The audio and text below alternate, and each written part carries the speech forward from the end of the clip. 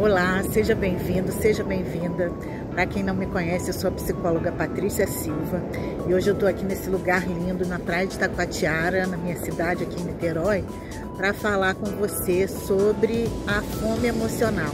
Sabe aquela vontade de comer uma coisinha gostosa, normalmente uma coisinha que já é sua velha conhecida, que você tem um lugar especial no estômago do seu coração. Que fome é essa? De onde que ela vem? Por que é tão difícil lidar com isso? Vamos falar sobre isso tudo hoje? Bom, o que é fome emocional? Acho que todo mundo já ouviu aquela expressão, né? Comer as próprias emoções. É dizer que alguém está comendo as próprias emoções, aquela pessoa que está passando por uma situação estressante, toda hora você olha para ela, ela está beliscando alguma coisa. Enquanto a fome fisiológica vai se satisfazer com qualquer tipo de alimento, a fome emocional não. Ela vai se satisfazer apenas com específicos alimentos, normalmente alimentos açucarados, alimentos cremosos, alimentos salgados, alimentos crocantes. Ela não tem fim. Você pode comer aquilo ali indefinidamente. A fome fisiológica não. Além dela se satisfazer com qualquer tipo de alimento, você comeu, ela passa.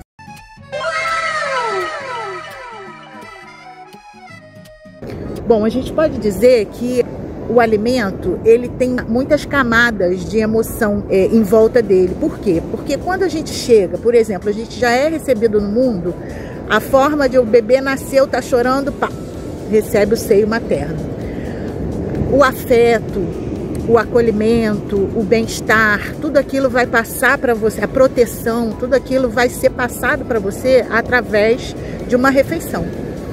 E aquela mãe, né, aquela pessoa que protege, aquela mãe que dá amor, ela também vai estar ligada ao alimento.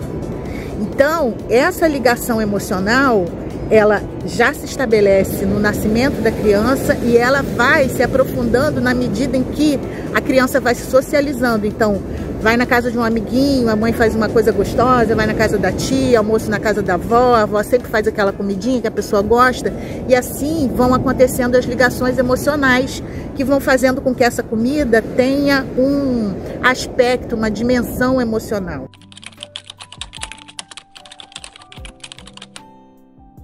Como nós, seres humanos, precisamos nos alimentar para viver, ao nos alimentarmos, nós vamos produzir uma série de hormônios que estão ligados ao hormônio do bem-estar.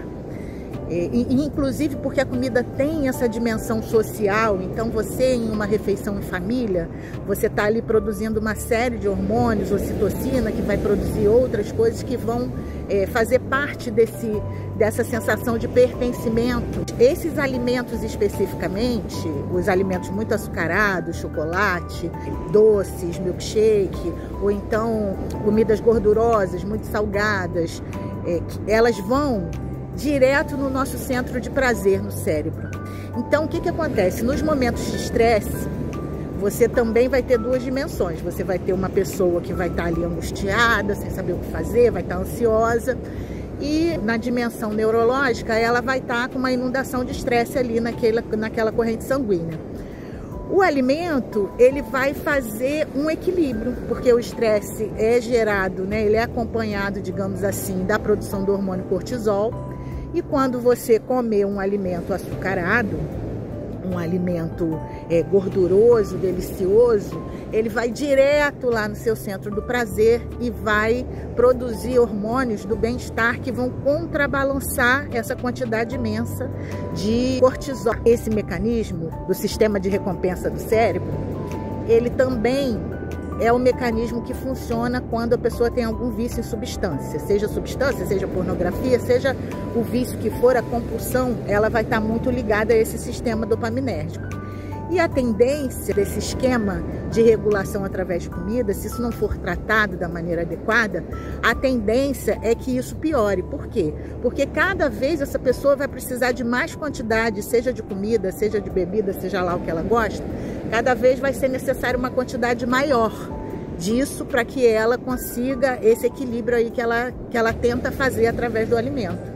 Então, isso vai começar a gerar as compulsões. Em algum momento, se não for feita uma intervenção, vai ter consequências na saúde da pessoa, porque pode adquirir diabetes, né, por causa da quantidade de calorias, a quantidade de açúcar. E se não for diabetes, pode ser uma série de desequilíbrios de órgãos nossos que vão estar envolvidos nesse, digamos, nesse abuso da comida. Como é que a gente vai fazer para resolver isso?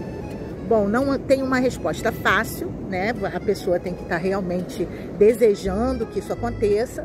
Não pode ter uma visão idealista de que você vai fazer uma coisa só durante, sei lá, 3 dias e você vai resolver seu problema. Não está restrito, né? Não é uma ocorrência restrita àqueles que têm trauma. Porém, as pessoas que têm trauma tem uma tendência a ter esse traço, né, do comer emocional, da fome emocional, da compulsão alimentar, dependendo do momento, da fase em que está isso aí. Existem algumas formas, todas as formas que eu vou falar aqui são coisas que eu pesquisei, né, estudos científicos, então vou deixar as referências para você aqui embaixo no vídeo. E a primeira de todas é a substituição. A substituição dos alimentos, ela vai como que ser um tampão, né? Ou digamos assim, um esparadrapo enquanto você cicatriza aquele vício em açúcar. Porque, como eu falei para vocês, tanto o vício em açúcar quanto em gordura, o vício em alimentos, digamos assim, ele vai passar pelo sistema de recompensa do cérebro. Então, quando você tirar isso, você vai gerar as mesmas consequências de que você geraria, né, uma abstinência numa pessoa que tem um vício numa substância. Então, nesse meio tempo, a substituição ela vai servir para tratar esse traço psicológico enquanto você está ali se limpando daquele açúcar, daquela gordura no seu sangue, para que você possa voltar a se equilibrar. Então, por exemplo, a pessoa que gosta de um sorvete, né, nas horas lá de fome emocional dela, ela deseja um sorvete. Ela resolve fazer a substituição. Então ela pode procurar, e tem várias receitas de sorvete que são feitas com banana, em vez de ser aquela massa de sorvete, a pessoa pega a banana, pica ali bem madurinha, depois congela e depois processa, enfim, fica uma massinha de sorvete que você pode botar chocolate, né, um chocolate em pó, enfim, você vai vendo dentro do universo das coisas que você gosta. Que isso é importante, gente, isso aqui é fundamental. Você tem que substituir por coisas que você gosta, senão essa compulsão ela vai tender a piorar, entende? Porque é uma busca de um conforto, então você tem que oferecer esse conforto.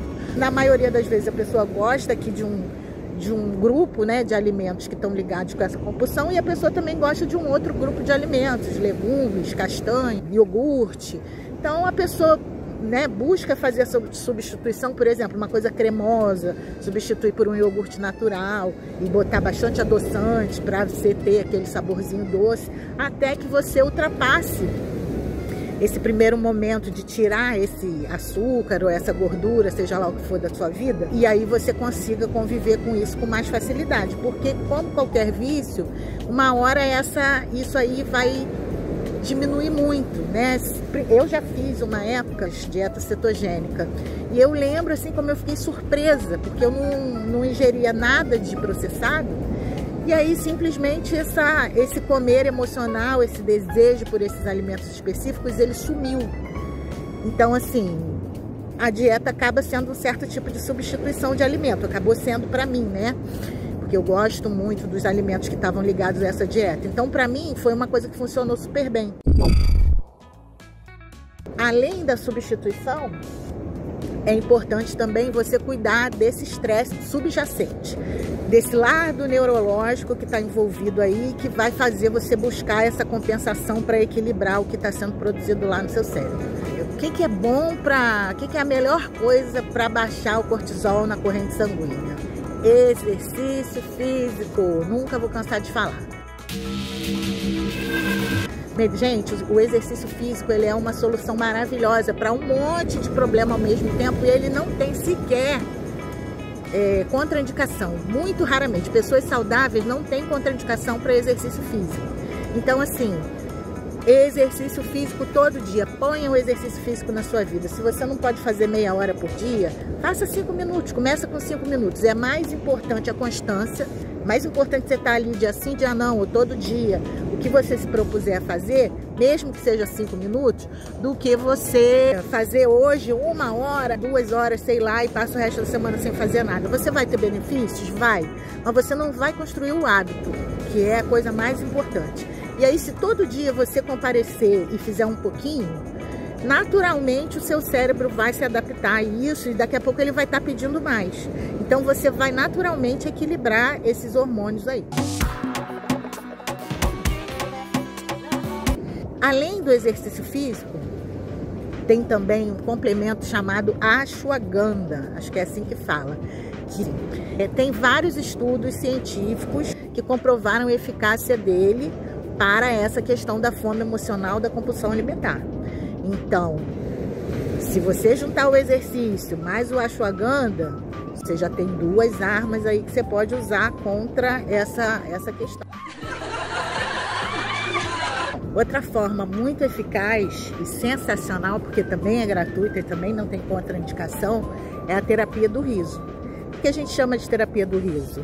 É simplesmente você sentar em algum lugar, assistir uma comédia, botar uma comédia que você gosta e dar boas gargalhadas.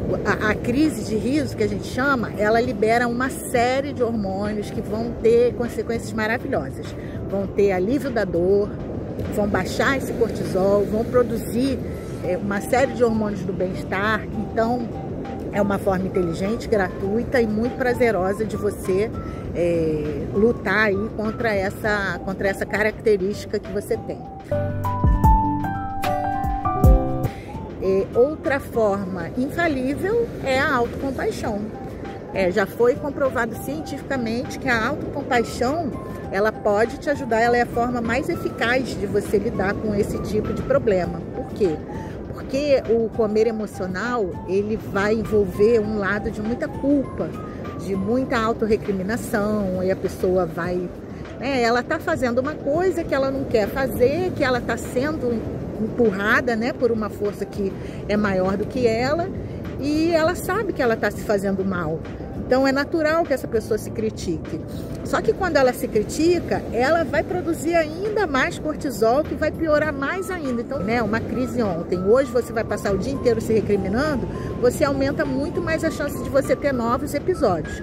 Então, assim, tenta olhar isso como mais uma lição que a gente tem que aprender na vida. A gente sabe que todo mundo está nesse mundo para aprender, Ninguém veio aqui para passear. Eu, pelo menos, não conheço ninguém. Se você conhecer, bota aqui nos comentários quem é, porque eu quero conhecer essa pessoa.